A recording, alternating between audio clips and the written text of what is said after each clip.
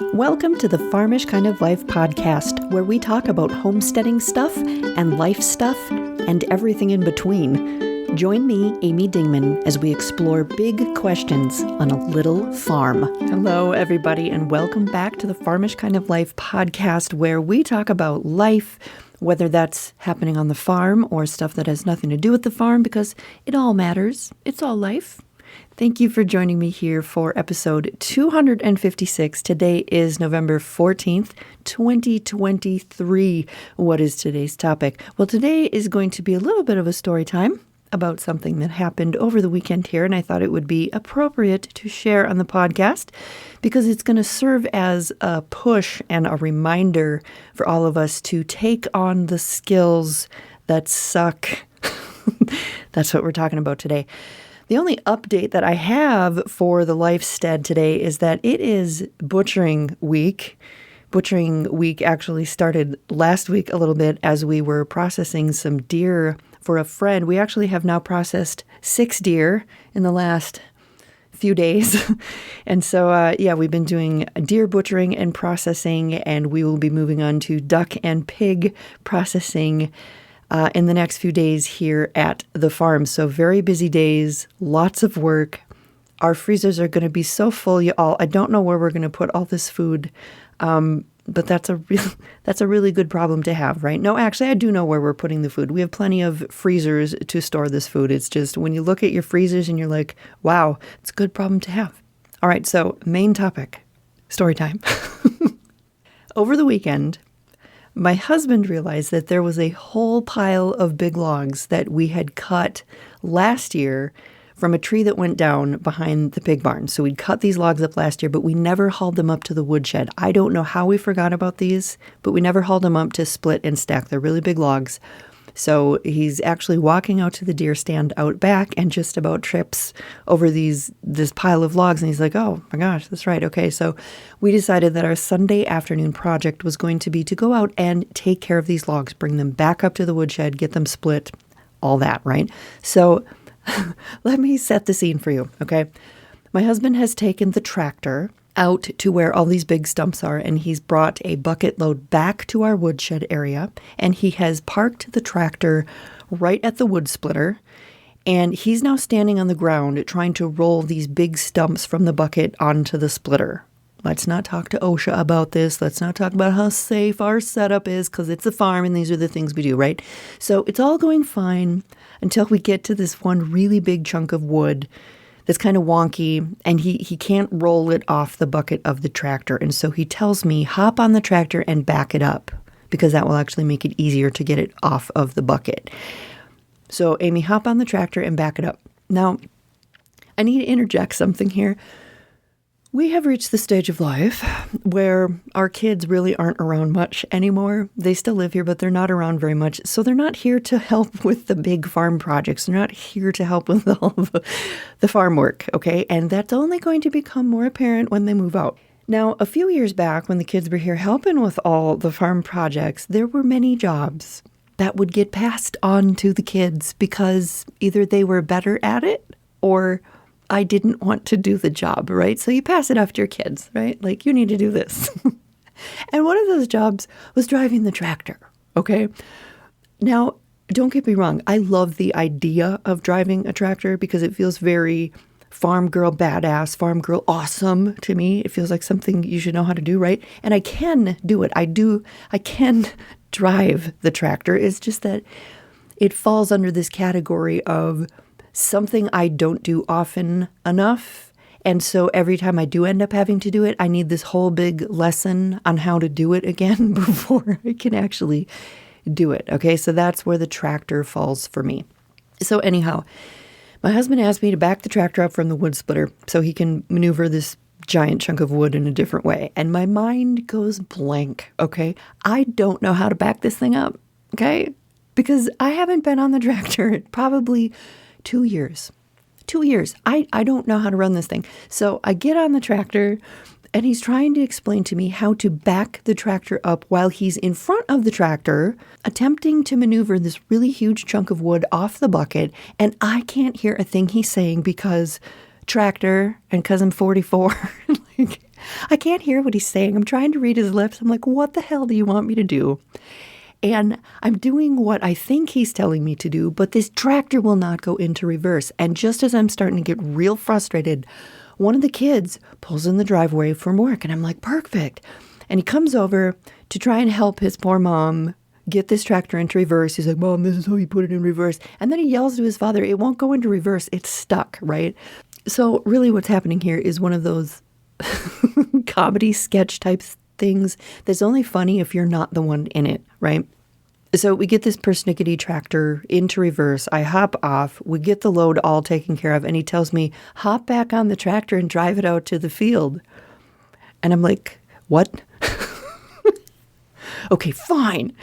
And he gives me this crash course again in how to drive it when I remind him, I haven't been on this tractor in like 2 years, so I don't remember how to drive this. My husband is thinking, oh, I didn't realize you needed an explanation because driving the tractor is like, I could do this in my sleep. That's what he's thinking. So he's like, I forget people don't know how to just automatically do this. So whatever, he gives me this crash course. I drive it out behind the pig barn with him walking in front, showing me where this pile is, right? We get to the pile. It's in a little bit of a hole. So he shows me how to set the parking brake on the tractor. And I hop off. We toss more of these giant logs into the bucket of the tractor, and then he turns to me and he says, okay, get back on and take it back. And I look at this tractor, and it's on a bit of a decline into this hole. And the bucket of the tractor is loaded as full as it possibly can be. And I looked at him and I said, no, you drive it back. And he looked at me and he said, no, the only way you're going to learn how to drive this is if you drive it. You guys, at 44 years old, I can still occasionally look like a pouty 7-year-old who has been told to do a chore that I don't want to do. And I'm pretty sure that's what I look like at that precise moment. But I got on, and he walked me through all the steps again, and I successfully got that giant load of big chunks of wood back to the woodshed. Ta-da! Now, you need to understand that to my way of thinking, this whole trip from the woodshed and back to the woodshed, this is some next level tractor driving stuff in my mind, because in order to get from the woodshed to the field and back again, you have to go through this tiny little part of a path that is only as wide as the tractor. I'm not kidding you. It is only as wide as the tractor, and it curves around this ginormous stump on one side and a bunch of gnarly, twisty trees on the other side. So it's like you got to make this corner. And it's only as wide as the tractor. And you have to have your tractor bucket at just the right height to not take out these gnarly trees as you round the corner. And here's the thing. I'm 5'4", not 6'5" like my husband. So when I have the bucket at the correct height to do this, I can't really see. And I'm kind of driving blind for a few seconds, just hoping that I'm not crashing into something and doing something horrible. So anyway, I survived. I went back and got a couple more loads even. I didn't crash. I didn't tip over. I didn't hit anything. I didn't hit anyone. I drove the tractor. I completed the task. I survived. Now here's what you need to get from this story. The point to all of this, the one that I really latched onto, is when my husband said, no, the only way you're going to learn how to drive this tractor is if you drive it. And that seems so obvious, right? And yet, that's what we're going to talk about a little bit, because it applies to so many things. Sometimes when we are picking and choosing the skills we want to learn, we forget that learning is often uncomfortable. And we tend to weed out the skills that might suck to take on, or we pass them off to someone else, right?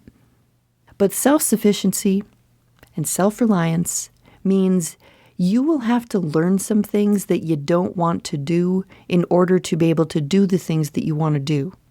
Does that make sense? You will have to learn some things you don't want to do in order to be able to do the things you want to do. Now, you don't have to know how to do everything, because that's overwhelming and that's unrealistic. But if there is something that makes sense for you to know how to do it because it's helpful to the life you're living and the things you want to accomplish, you should probably get that skill under your belt. I know there are a lot of people who want to raise their own animals for meat. They like the idea of that, but they're held back because they don't want to butcher their animals themselves. Like they can't wrap their head around that. They don't want to go through that. And yes, there are people who will do it for you. But what if you can't get in with a butcher next year? What if they're full? What if something happens and you need to butcher early, right? This is one of those things like it's an uncomfortable skill to go through, and yet it's something that's really important for you to know how to do if you're going to raise your own animals for meat. It's just my opinion. I know there's lots of people that don't butcher their own stuff. But it's a really good skill to have. And learning that skill is uncomfortable. It's uncomfortable. And here's the thing that people forget to tell you. With some skills, especially skills on a homestead, those skills don't get less uncomfortable. And they don't get easier. And they don't get less risky. You just get more experienced at doing them. Sometimes they don't get less uncomfortable because it's a skill that sucks. It's just something you don't want to do. But it's still important that you know how to do it. Now, related to this, when I was thinking of this episode, I was thinking there's another part to this that always kind of makes me shake my head, and it's related to this. It's the folks who push off learning something because when the zombie apocalypse comes, they're just going to get to figuring out that skill then, right? They're gonna grow a garden when they need to, when they've never done it before. And any of you who are just learning how to grow a garden, you're like, there is so much to learn. Like, why would you wait to figure out how to do that until you absolutely need to? There's so much to learn, right? There's people who I've heard them say they're just going to hunt for their food when they need to. You know, if it gets to that point, I'll just go out and hunt. There's animals in the woods, right? I'll just go out and hunt. When they've never hunted before, they have no idea what they're doing.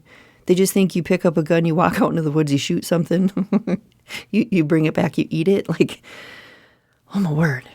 It's really amazing that people think that. It's mind-blowing. It's also really stupid. It's really stupid.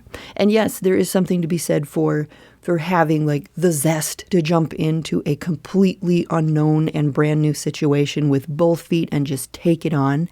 And honestly, we've all probably had to do that in our life more than a few times, right? But that should not be the norm, and that should not be your plan. No. And why, with so many ways to learn about stuff, ways that did not exist 100 years ago, like we didn't have YouTube 100 years ago, we didn't have the internet. How many of the things that we all have learned come from YouTube, come from the internet? The information is so available. When the information is so available, why are we putting off learning something that we believe that at some point we might need to know? Why are we putting that off? So I want you to take on the skills that suck for you. That's what today's podcast episode is about. I want you to take on the skills that make you uncomfortable.